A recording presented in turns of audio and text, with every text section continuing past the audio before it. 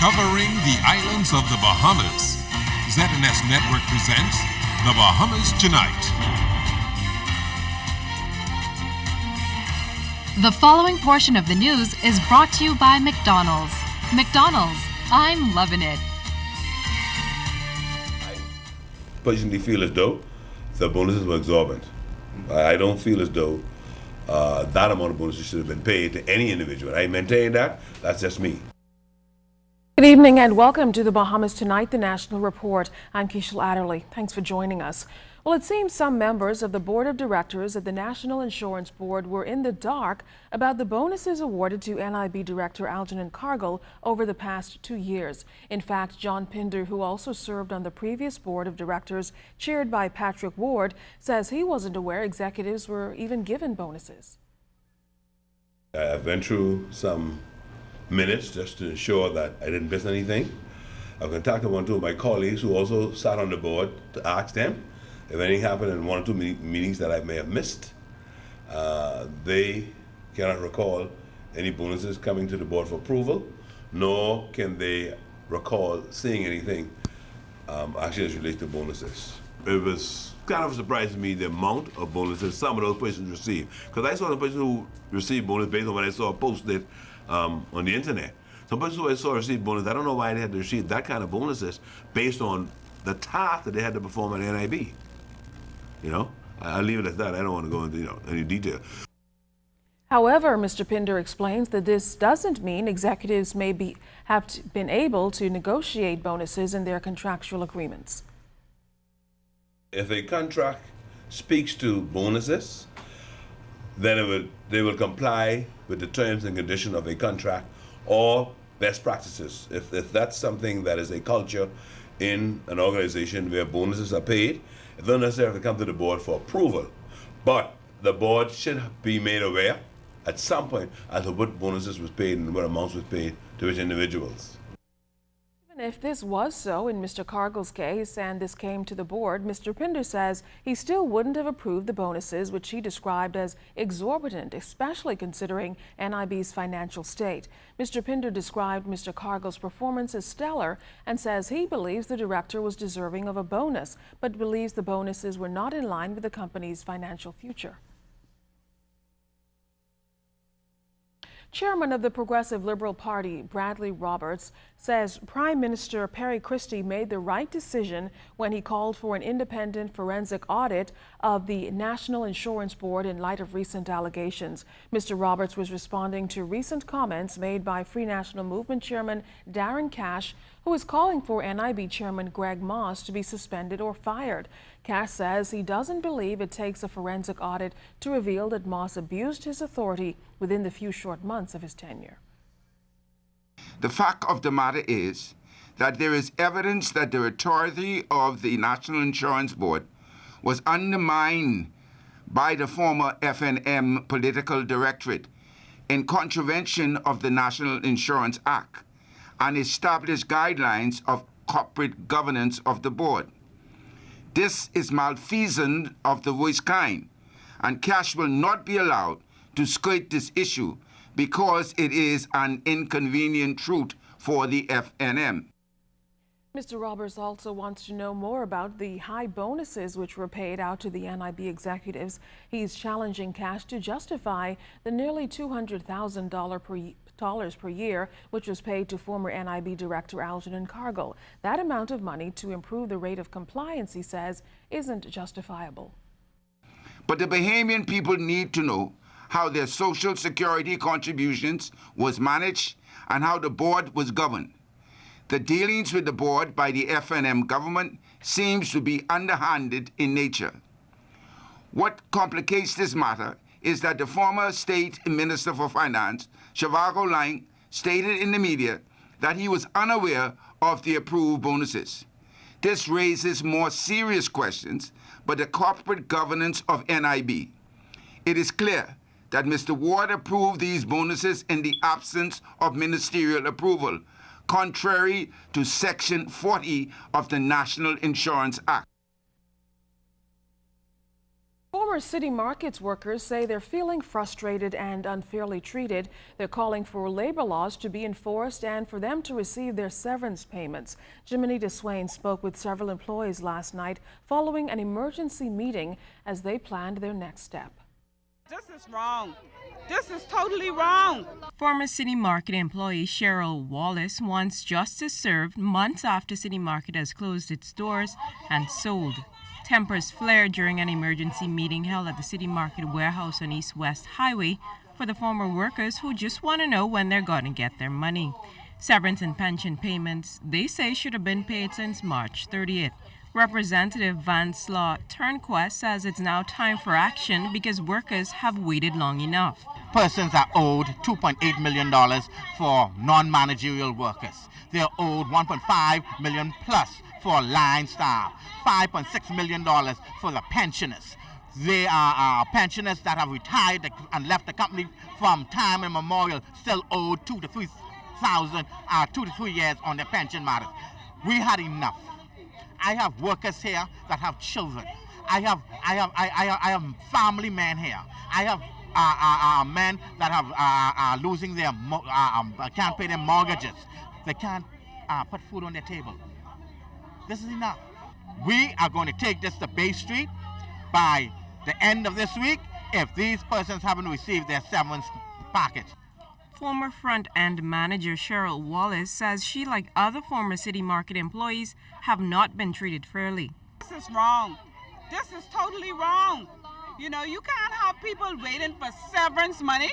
Had this been a foreign person that done this to us, they would have already blown us up. You understand?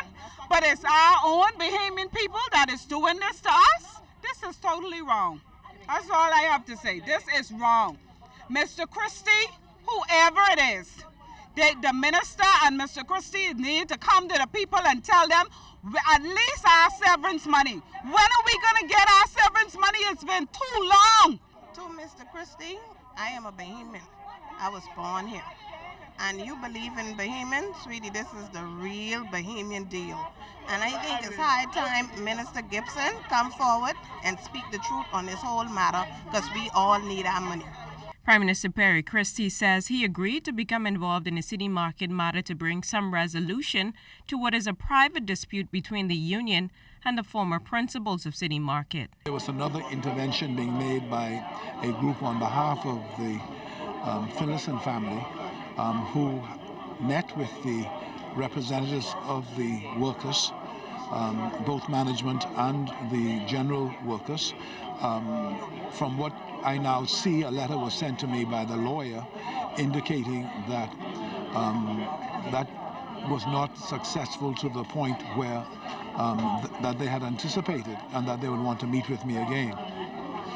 So, you know, I haven't met with them yet and I'll have to do so.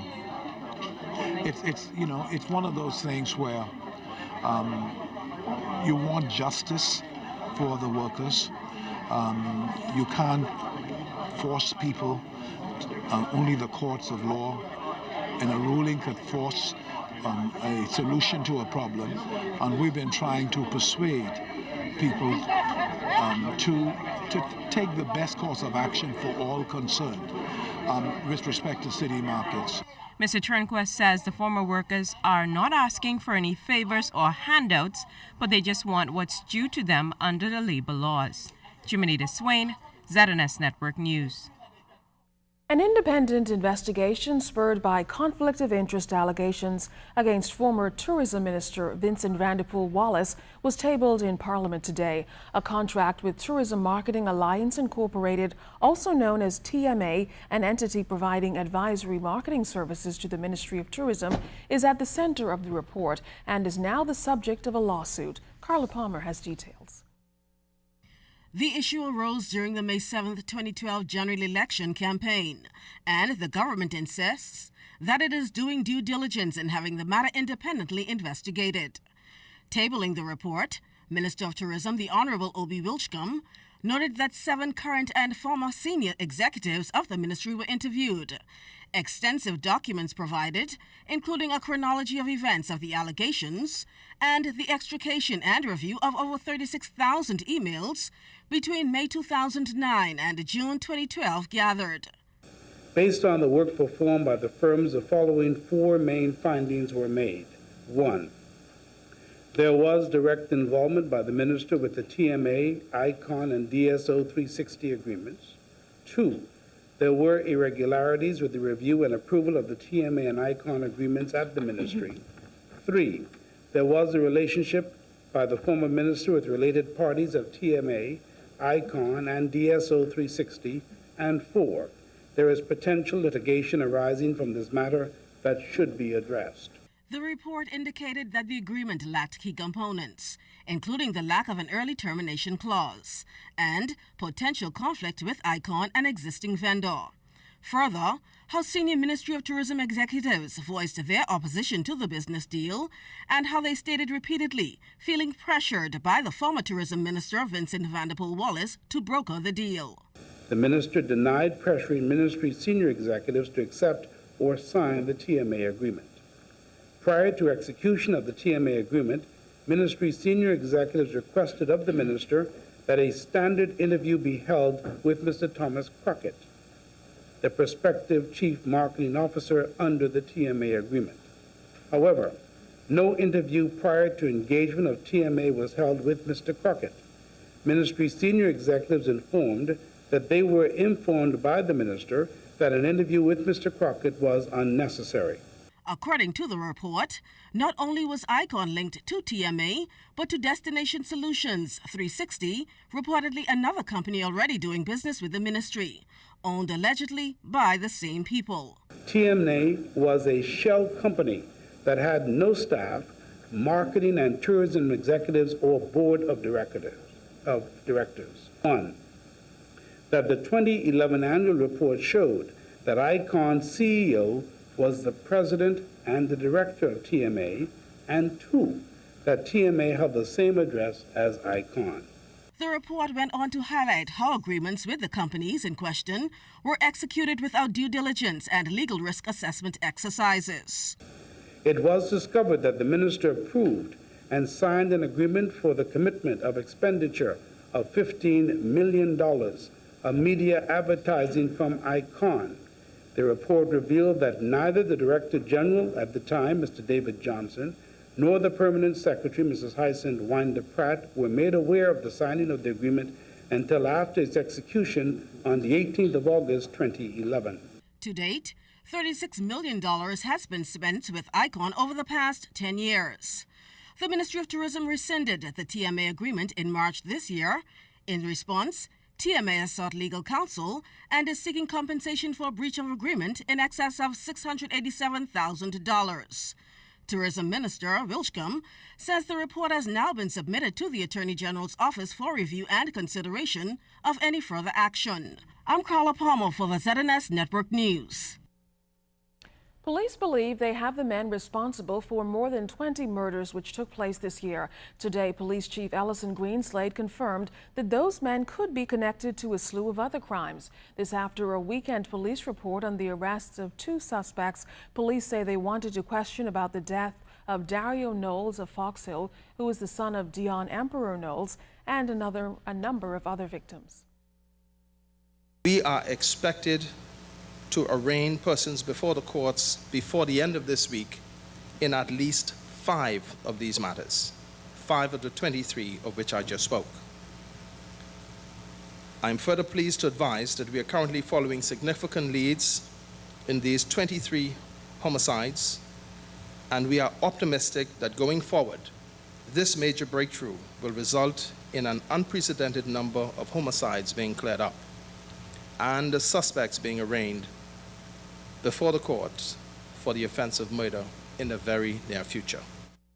Commissioner Greenslade thanked the Central Detective Unit along with units of the Defense Force for their hard work due to the sensitive nature of the ongoing inquiries and the fact that more persons are expected to be taken into custody in connection with the matters. The commissioner said he was unable to give more details of this matter at this time.